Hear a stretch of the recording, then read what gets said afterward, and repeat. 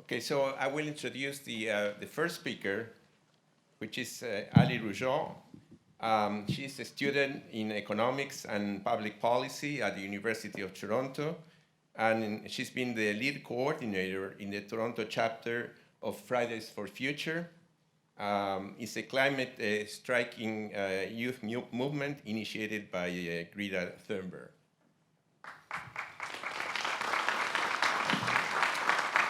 Good evening, everyone. Thank you so much for being here. So my name is Aliénor Rougeau, or Ali. I don't think I'm going to speak for the whole 10 minutes. Hopefully we can have time for questions. And just maybe before I go through what I want to talk about, which is our strategy as Fridays for Future, my strategy personally reacted to the climate emergency. I just want to point out that we just had 2 presentations that were great and so informative, and I think we were missing one little element that is so crucial in Canada, and that as an ally I can only refer to, and I hope Vanessa will talk about it more after, but we haven't talked about colonialism at all yet. The military and the RCMP right now are hurting and harming Indigenous people in Wet'suwet'en in northern BC, so I hope we can also open up the conversation about this afterwards. I want to start by asking who here has heard of Fridays for Future. Can you just raise your hand? Nice, we've done our job pretty well. Maybe for those of you that haven't, it's a movement that involves young people in schools and universities striking from school to demand more climate action. And it really stemmed from a simple logic of why would we spend so much time and energy and money in our future if the world is actively trying to destroy it? And it also came from a frustration, and I really mean this, of having to sit in class and learn about the destruction of our future and just kind of have to quietly nod and wait until it's our turn. So that's kind of what stemmed the energy behind the movement and what keeps driving it. It's a very grassroots movement. There's a lot of independence in each city and in each chapter, so we're not centralized. There's no orders coming from Greta at any point. And it's just a lot of youth and a lot of adult allies kind of coming together and demanding more climate action. The methods that we have are striking, are taking ourselves out of schools. Most of them are still walkouts, which means they're not formal strikes, but a big goal that we're having is teaching students how to organize and formally strike to be protected when they do that. And we are nonviolent. We don't, because we have a lot of minors, we also don't engage in anything illegal. We don't ever get arrested, although we do work with other groups that are based on that type of action.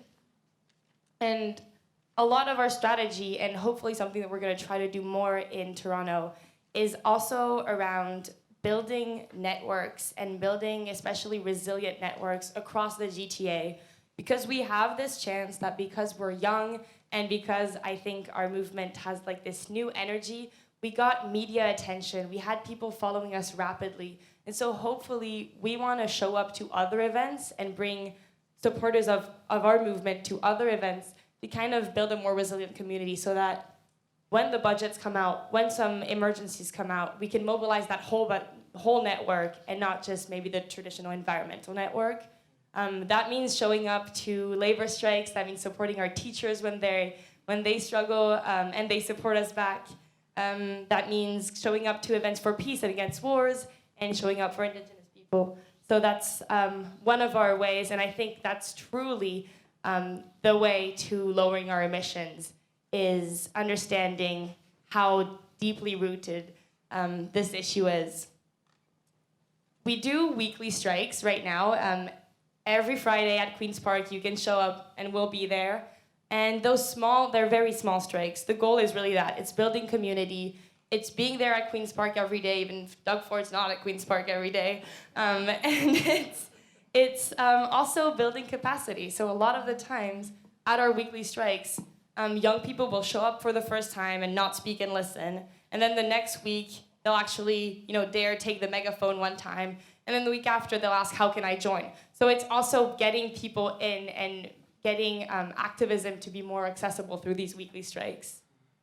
The bigger strikes that we have, and we had one in November, a huge one in September, and we're having one again in the spring It's going to be on May 1st. This is news. Those bigger strikes have a different purpose, right? They're about getting media attention. They're about putting climate change on people's agenda. But they're about something, I think, much deeper, and they're really about disrupting the business as usual. They're about getting tons of people in the street, still in a legal way, because I've said it before, but really disrupting by having so many people in the street that on September 27th, taxi drivers told us that the entire traffic of the city was pretty much disturbed for the whole day. That's disrupting business as usual. That's making it too costly for people to ignore us. That's also when we were all gathered at Queen's Park on September 27th, phone signals stopped working. That means if you were in Queen's Park, you couldn't make a phone call. That's disrupting business as usual. I'm so sorry to bring it to you, but it's at least what it's going to require. It's not just one Greta with one sign in front of one parliament. It's truly having this constant and also recurring presence in the streets and everywhere else that screams all the time. We can't keep going. So that's kind of, I guess, our theory of change. I think for us, we've had the chance to use this youth voice, and because we have probably the legitimacy to be angry about the future, I hope you can use your voice wherever you are at. If it's in another way, it's in another way. But I see a lot of people that maybe are no longer youth in the traditional way, and that's amazing. If you actually have the chance to be in a comfortable place in your life, if you are working or retired, and for example, you won't have a background check anymore, you might consider doing more direct action. You might consider, I mean this, the youth, we're using our energy. Use what you know you have that we can't afford right now. I'm urging you to think about this when you get home. So some of our other current strategies are just helping high schools also build a network, so going in high schools and helping them have a structure so that as students come and go, there's always a presence there that can come and organize the walkouts. And it's reaching out for help. We have so many adult allies that help us, especially for logistics.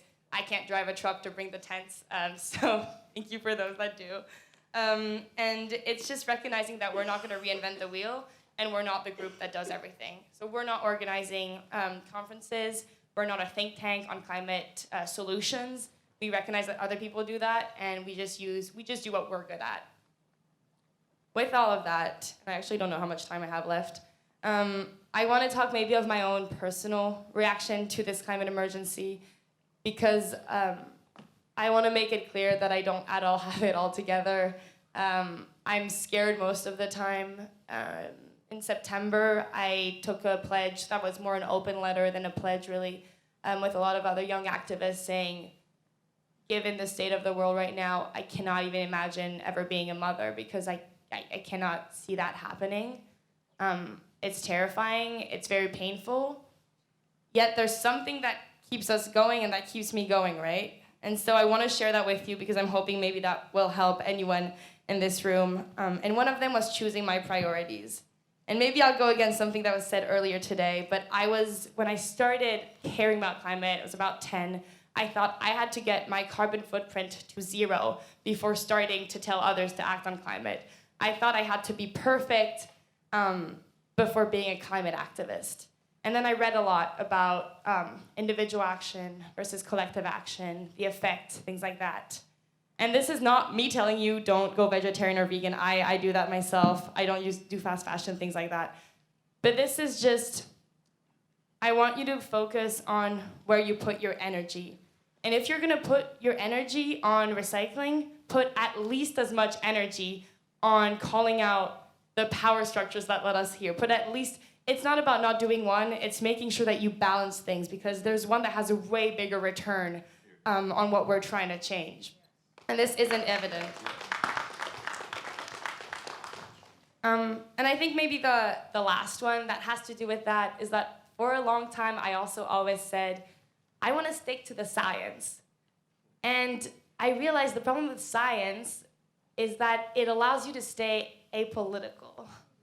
And I still mean that I want to stick to facts. I'm not going to lie, because the facts are on my side anyways. But I don't want to shy away from being political because apparently our survival has become political. So I just want to, it's a very simple thing. It's facts that are not scientific, but are facts. Our governments are not slow to respond. They're purposefully delaying action. Fossil fuel companies are not climate skeptics, they're deniers. It's things like that that make the difference. And so while I'm going to remain nonpartisan, I'm not going to remain apolitical.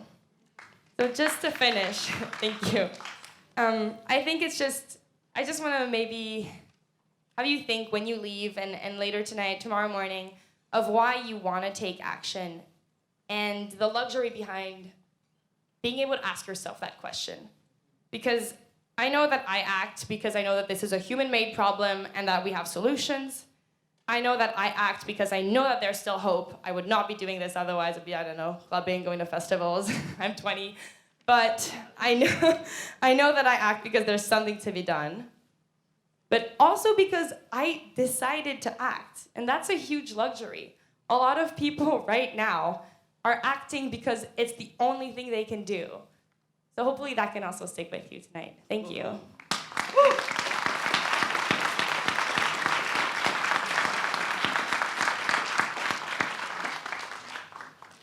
So let me introduce to the second speaker, Imei Ma.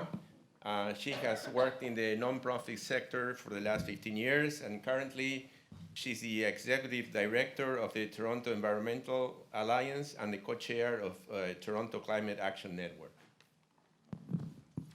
Thank you so much. It's so great to be here, and I just appreciate being in the company of so many good activists and community builders in the room.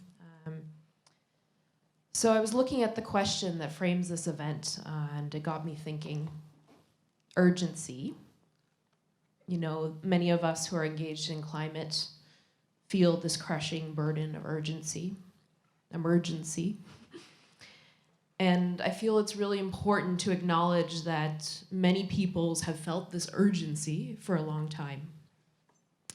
And there are peoples, including Indigenous people on Turtle Island, who have experienced the consequences and resisted the extractive, exploitative, and colonial systems for generation after generation. And truly, these are the same systems that have led to what at present we call the climate crisis. So I just feel it's important to acknowledge that when we talk about urgency.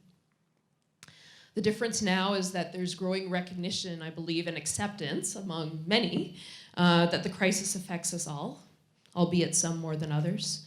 And this potentially civilization-ending scenario is catalyzing people like never before, and it should. And so what is to be done? I believe that this is an opportunity to build the world that we want. And for some years, wise voices have been calling for an end to exploiting people and planet, and I'm so encouraged to see young voices joining these calls as well as forging, their own demands. And I'm also encouraged that their demands are very holistic and they're very intersectional. And the emerging movements that we're seeing, they understand how to connect climate to equity and inclusion, and they understand the prevailing power structures, and that is so important in my view. However, I think many of you have noted that the response from those who hold power is either wholly inadequate or outright destructive. I don't actually believe that if we keep making demands, that we can expect politicians to enact the type of change we want and at the pace that it's needed, not without extensive intervention on our part as civil society and community. And I feel also very strongly that we need to be strategic in our work, and we need to ensure that our demands have a place to land and take root. And several months ago, when I first heard about this event, I promised Richard, who you've heard from tonight, that I would speak about the Green New Deal, because I believe it's one of these such frameworks of demands. And they can be powerful, these frameworks, these demands. They can ignite ideas, they can catalyze movements across borders. And to date, we've seen a lot of important efforts to root the Green New Deal in electoral platforms, both in Canada and the US, and in political parties' platforms. And I want to propose that if these efforts are going to be effective, they also need to be localized. They need to be linked to local principles and actions, because there's a real risk in them becoming partisan rather than normative in our society. And for those of us that truly support the kind of principles in a Green New Deal, we want to see an environment that's creative, where no politician can get elected without meaningfully committed to actioning these kinds of frameworks. And I think to have this kind of change occur, we need to be both systematic and proactive in the way we look for opportunities to root principles in the Green New Deal. So I just want to reflect on something that happened recently in Toronto, where one such opportunity arose, and that was getting Toronto to declare a climate emergency. And there are many people in this room who are part of organizations that join this effort. It's a great example of a collaboration of climate-focused organizations, but also organizations that are working on other critical issues such as housing, transit, social justice, education, community development. And I want to say that when, my group of folks who are with the Toronto Climate Action Network started talking about a campaign around calling for Toronto to declare a climate emergency, I was a little skeptical and I was wary, because I think that hollow declarations can do a lot of damage. They can make people feel very disillusioned, and they can lead to public disengagement. So I said, I don't want to be part of something unless there's real substance behind it. Unfortunately, some colleagues did encourage me to keep looking at this. So I won't recap our whole process. But in a nutshell, basically what we did several months before the emergency was called was we looked at the city's Transform TO climate strategy. And many of us had been part of advocacy efforts around that. And we said, what needs to be brought to the forefront in this? There's so much we could say. And you can read our joint statement online, so I won't go through everything that's in it. But just in a nutshell, the areas that we looked at were strengthening the climate targets and public reporting, so the accountability piece, looking at equitable funding for climate action, building equity and inclusion into those actions, ensuring a just transition, and establishing structures for meaningful resident participation. So those are very top lines. What I feel that we've called for really does manifest the core elements of a local Green New Deal, and it reflects the kind of society that we want to build. We did call for many things that are potentially transformative, ambitious, but this is not pie in the sky. We scoped our call on what can happen in this city right now that can be started, and we put forward 20 very concrete recommendations where the city truly has the power to enact change. And the statement was endorsed by 60 organizations, like I said, from many different areas of work, important work. And I'm really happy to say that when the climate emergency motion was brought forward, we did send it to the entire council. And when it was brought forward, it wasn't perfect, but it did encompass many of the demands that we had called for.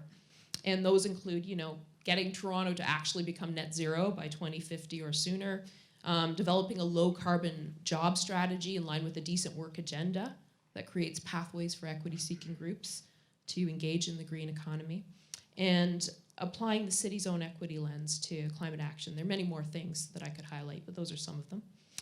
And what I want to highlight is, how did we get this win? Because we need to keep winning. We really need to win. And so there are a few factors that I'll just share with you. One was the timing. Launching this campaign to capitalize on the momentum, and I've emphasized, of the youth-led Global Days of Action. That really made a difference. This is why taking to the street makes a difference. You can create the climate in which this kind of policy change can happen. And what we did was we gave people an outlet to take action. They felt galvanized, so how are we going to channel that energy locally? The city was also about to launch consultations for the next implementation plan for the climate strategy going up to 2023, so this is a really critical window of time to have influence. And core to the strategy was really the allyship that we experienced. I think some of us in the climate movement had learned our lessons over the years, and we really needed to show up for other people's causes.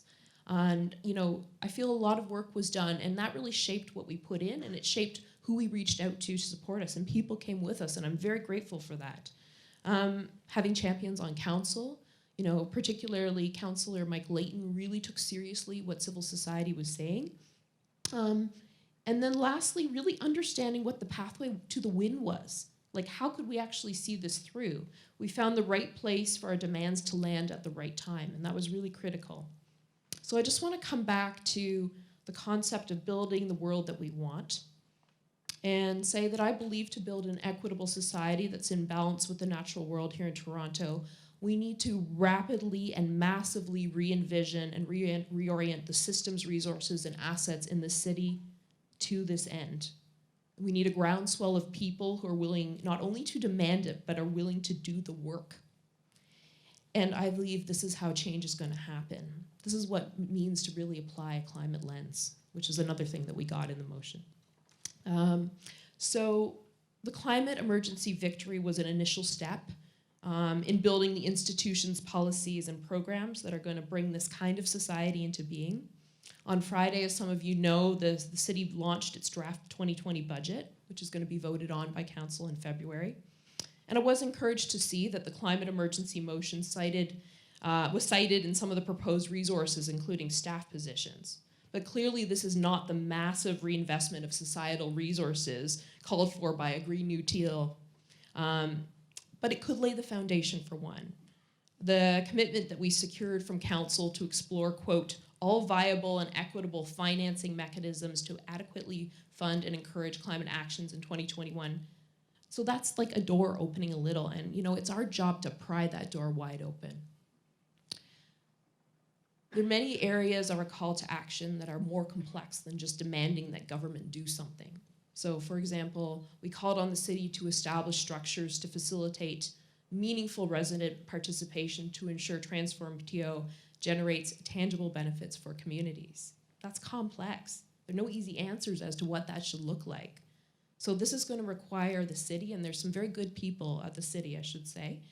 It's going to require them and community members to think really deeply about local governance for climate action. There's a lot of work to be done on that. So to sum up, and I don't want to oversimplify, but to sum up, I think we need to organize so that many people can collectively envision the world we want. We need to develop shared platforms for demanding the changes that we want to see. We need to root these in processes, systems, and institutions that can bring about these changes. And in doing so, we might transform, we might remake, we might establish new institutions and systems. We might go back to some old ones that served us better in the past. And we need to grow these initiatives so that they take shape and they form the society that we want. So this cycle, if you can call it that, which we will probably have to repeat many times, it doesn't require us to ask for permission, we just need to do it. But it does call on us to have agency and strategy when interacting with the prevailing power structures and systems. So what's to be done? There's so much, my friends.